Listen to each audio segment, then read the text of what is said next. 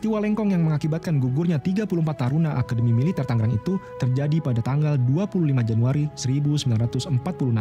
Termasuk salah satu pahlawan lengkong yang gugur adalah keluarga Alawiyin bernama Said Muhammad Al-Haddad.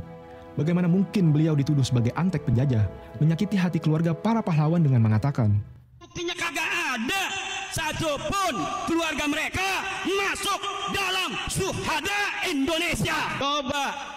Tapi urut dari Ubaidillah sampai namamu ada tidak yang mati di medan perang? Saya berani untuk bertaruh tidak ada di antara nama itu sampai mereka yang mati di medan perang. Narasi kebencian seperti ini seharusnya tidak terjadi karena monumen lengkong hanya berjarak sekitar 1 jam dari rumah penduduk tersebut. Lalu bagaimana dengan Sultan Hamid Al-Qadri? Adakah yang membantah beliau sebagai perancang lambang negara? Apa aja mengikuti batin. Jadi lahiriah akan mengikuti batin. Bila batin kita cinta sama Nabi Muhammad, maka mulut pengennya baca sholawat. Itu udah pasti.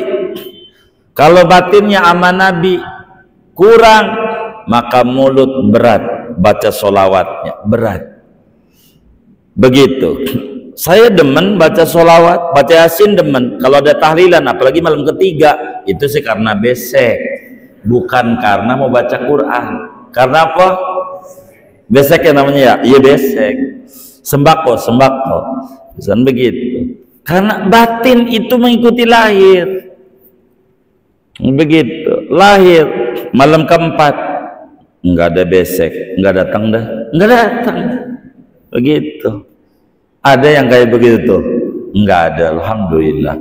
Jadi segalanya mengikuti batin. Makanya enggak heran kenapa para habaib itu diem aja sama orang-orang yang mencela nasabnya. Dia mau ngapain? Kalau udah batin itu rusak, apa aja salah. Begitu. Mau gua apa kayak salah aja. Begitu. Ame salim lah, jangan salim sama yang kayak begitu, begitu. Sampai wiridan Rasulullah ratib, kagak bener gak usah baca. Ini repot yang kayak begini, udah biarin aja, ntar juga ada diemnya. Begitu, makanya gak banyak teriak-teriak, habaib itu diem aja, sebodoh aja, kayak begitu. Karena itu batin ini yang paling pokok. Kalau batin isinya ujaran kebencian, maka mulutnya apa aja yang keluar adalah kebencian. Kalau batinnya isinya kasih sayang, maka yang keluar dari mulutnya juga kasih sayang. Kenapa?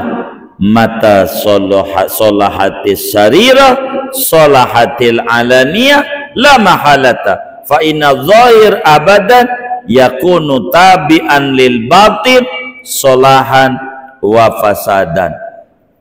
Maka zahir itu akan mengikuti batin, baik maupun buruknya. Barang aja begitu.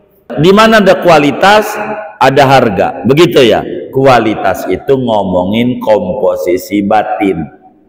Komposisi batin. Ini mahal amat. Enggak, emang barangnya lain. Bermerek. Kala Rasulullah sallallahu alaihi wasallam, inna fil jasadi mudghah. Perlu diketahui, di badan seorang anak manusia ada segumpal daging. Idza sholahat, bila daging ini bagus, sholaha biha sairul jasad, yang lain dipandang bagus. Wa idza fasadat, bila ini rusak, fasada sairul jasad, maka yang lain akan dipandang rusak. Ala wahyal qalbu, itulah namanya kolbu. Di dalam tubuh manusia ada kolbu, ada jantung, ada hati.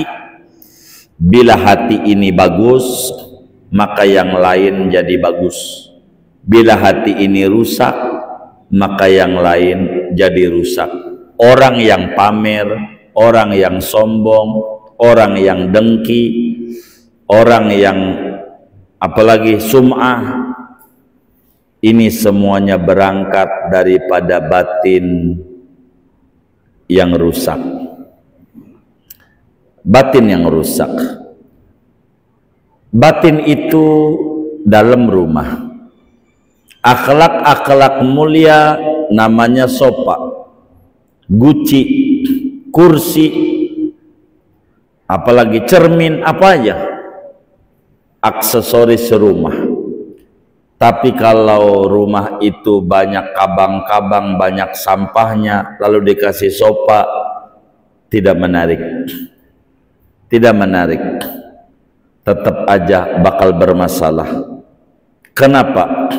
Karena batinnya masih kotor. Maka cara ngisi sofa, bersihin dulu batinnya. Mandi dulu baru pakai baju bagus.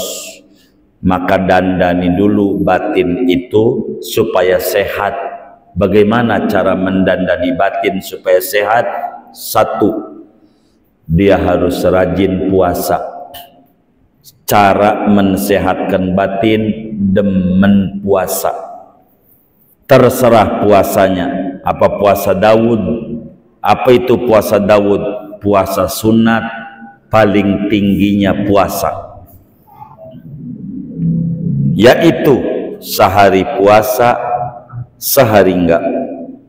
Sehari puasa, sehari enggak. Itu namanya puasa Daud. Ini besok hari Minggu 1 Ramadan, hari Minggu. Besok masih Sabtu, terakhir Sa'ban. Giliran apa kita? Giliran puasa. Karena Jumat enggak puasa, berarti Sabtu puasa. Kalau Sabtu puasa, Minggu Ramadan. Nanti Syawal tanggal 2 jangan puasa, karena terakhirnya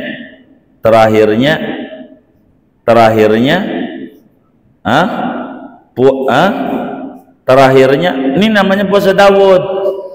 Puasa Daud ini Jumat, Sabtu, Minggu Ramadan Minggu. Hari ini Jumat kita enggak puasa, Sabtu puasa, terakhir kita puasa. Habis puasa keselang Ramadan, mula Syawal, 1 Syawal Idul Fitri, udah otomatis haram puasa. Tanggal 2-nya puasa enggak? Kagak, karena terakhirnya puasa. Kalau kita terakhirnya lebaran minggu,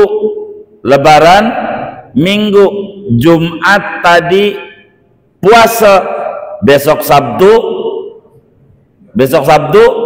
enggak puasa, Minggu puasa apa?